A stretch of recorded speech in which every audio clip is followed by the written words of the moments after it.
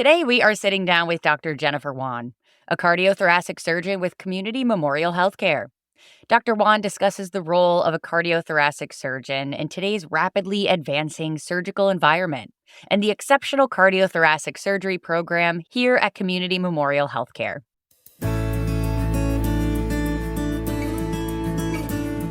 Welcome to Wise and Well, presented by Community Memorial Healthcare. I'm Caitlin White. Well, to start off our conversation today, Doctor, can you first describe the role of a cardiothoracic surgeon? What types of procedures do you perform, and what conditions or diseases do these procedures treat? Yeah, so thanks for having me. My name's Jennifer Wan. I am a cardiothoracic surgeon in Ventura, California. Let me tell you all about cardiothoracic surgery. So, cardiothoracic surgeons perform surgery to treat all disorders of the chest. We're trained to fix everything from basically the neck down to the bottom of the chest. Cardiothoracic surgery in adults is divided into two broad categories. There's cardiac surgery, which refers mostly to the heart, and general thoracic surgery, which refers to the lungs, esophagus, and the other organs in the chest. The main problems I treat on the cardiac side are coronary artery disease, aortic disease, and heart valve disease. The most common operations I perform on the cardiac side are coronary artery bypass surgery, valve repairs and replacements, and surgical operations for the aorta, as well as rhythm surgeries. On the general thoracic side, the most common problems I treat are lung cancer and lung nodules, esophageal problems, and other infections and disorders in the chest. Wonderful. Well, I'd love to hear more about your background as well. How does your education and experience impact the care you provide to your patients? So, let me share a little bit about the path I took to get here. I grew up in the Midwest. I moved to Southern California in high school. I went to Berkeley for undergrad and USC for med school. And then I trained in general surgery at UCSF East Bay. I also did some research at San Francisco General Hospital. So during my general surgery training, I decided that I wanted to specialize in cancer surgery in the chest, especially lung and esophageal cancer, because I loved that relationship that I would build with my patients. I went to the University of Michigan for a cardiac and thoracic surgery fellowship. I unexpectedly fell in love with cardiac surgery during my training, but I still followed my originally planned path and began my career specializing in thoracic surgery, especially thoracic cancer surgery. In my first practice, I was at a high volume referral center, and people drove hundreds of miles to my location to have their lung and esophageal cancers removed. So I did learn quite a bit about what it means for people to travel so far for their operations. There are a lot of things I loved about that practice, but eventually I decided to leave. And when I look in retrospect, I now understand that I left that job so I could continue to grow as a surgeon. I made a rather unusual move to broaden my practice from a specialized cancer practice to include adult cardiac surgery again, so I could move here to Ventura and practice at a community hospital. I returned to training to actually relearn heart surgery at the Mayo Clinic. And I felt like this was the best way to bring cutting edge cardiac surgery skills with me to my new community. And I've been in Ventura now for 5 years. Great. Well, let's look at some recent surgical advancements. What have you seen that applies specifically to cardiothoracic surgery lately? So, medicine is constantly moving forward. If we're not evolving, then we're falling behind. And some people think that this isn't important in a community setting, but I think it's actually more important at medium sized hospitals like ours because we're really in the front line of medicine and caring for our neighbors. We are constantly striving to stay up to date so we can offer our neighbors the best care. These are the areas we have been making strides here. We're doing more minimally invasive surgery. We have all kinds of new mechanical support options for heart and lung failure, things like Impella and ECMO or extracorporeal membrane oxygenation. We've improved our ICU care and critical care tools. We have much better ways to monitor and support our patients. Some of the tools that we've added are things like continuous renal replacement therapy, CRRT, or nitric oxide.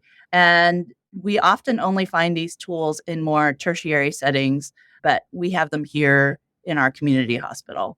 Also, in coronary artery bypass grafting, we have made a lot of changes. This is a really old operation, but it's still evolving and getting better and better and still serves people very well. We have now converted to methods that help grafts stay open longer. And that means that patients live longer and the bypass grafts last longer. And most of this is by using arteries rather than veins. And how would you say that these advancements have enhanced the care that you are able to provide to your patients? All these advances mean that our patients are recovering faster. They're surviving much more complex operations than we were previously able to do. And people are able to recover from more severe illnesses. Our patients are living longer and they're living with better quality of life. And that's what it's all about. Well, we love to hear that. And what would you say is the role of minimally invasive cardiac and thoracic procedures? We perform a great deal of minimally invasive surgery. Nearly all the thoracic surgery done at our hospital is performed minimally invasively with a camera and often a robot. We harvest arteries and veins for bypass surgery through tiny incisions by using a camera. We perform valve replacements over catheters through the groin, and we can perform cardiac surgery through smaller and smaller incisions with less division of the sternum.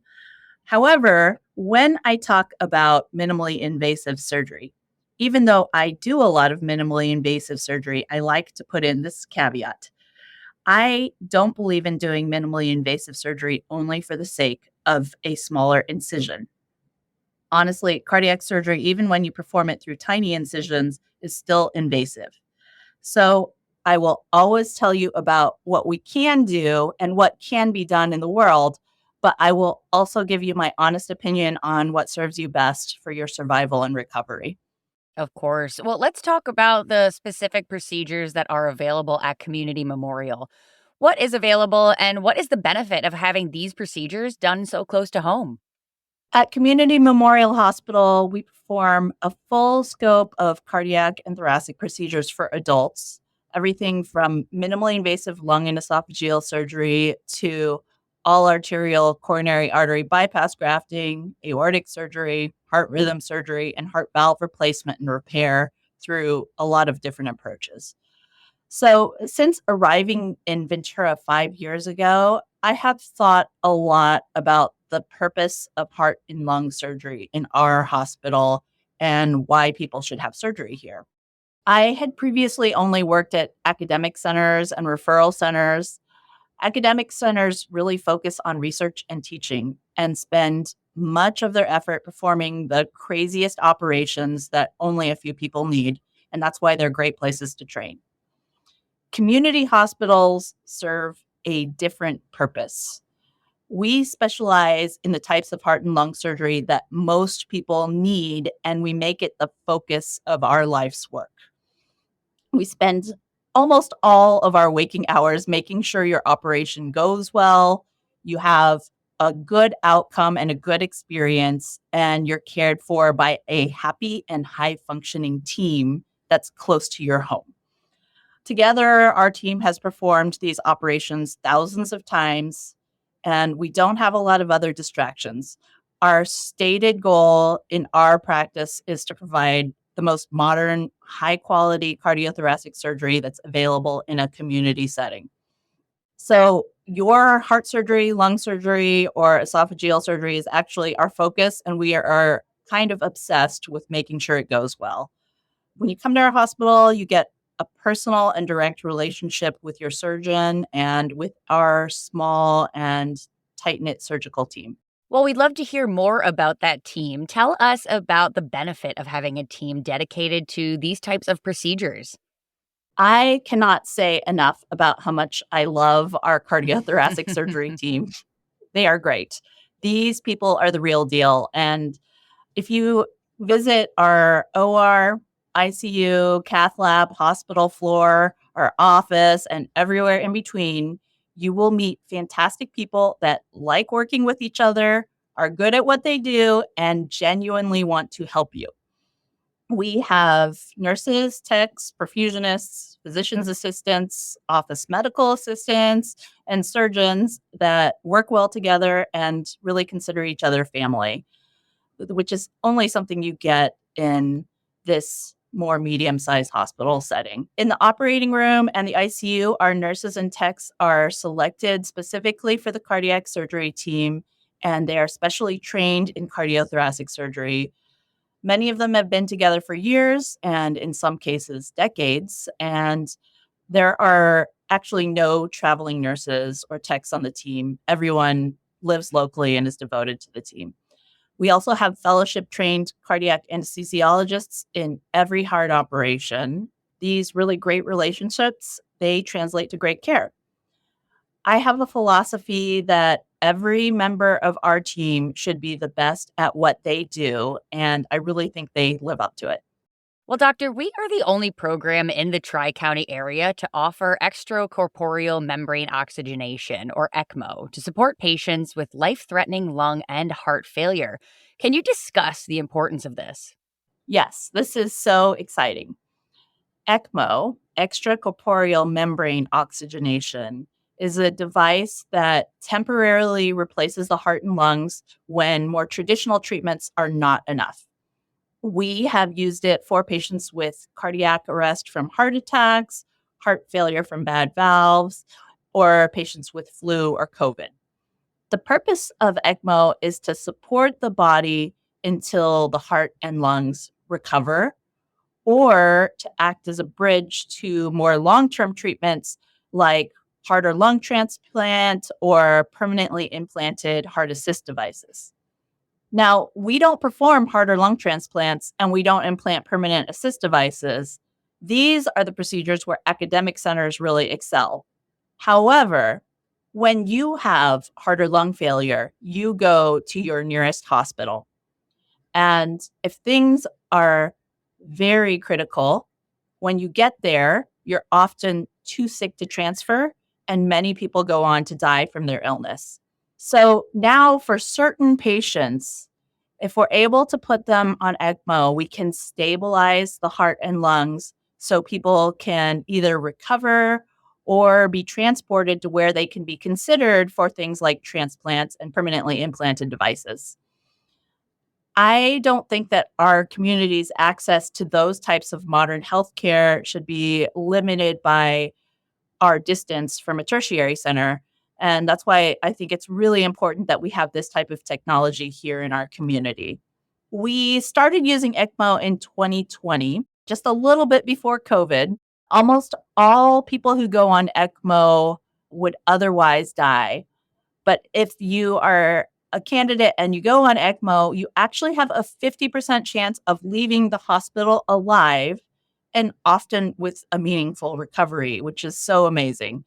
We have now saved enough people that we even have this group of ECMO survivors that work out together in our outpatient cardiac rehabilitation class. And when I see these guys working out together on their treadmills, it makes me so proud of our team and really happy for their families. Oh, that is so cool to hear. Thank you for sharing, Doctor. And as we wrap up, is there anything else we didn't touch on that you would like to highlight? So there are always new technologies and new ideas coming down the pipe. So stay tuned. We're really committed to offering the best modern heart and lung surgery you can get here in a community setting. Wonderful, Doctor. Thank you so much for your time and for all the work you are doing. We really appreciate it.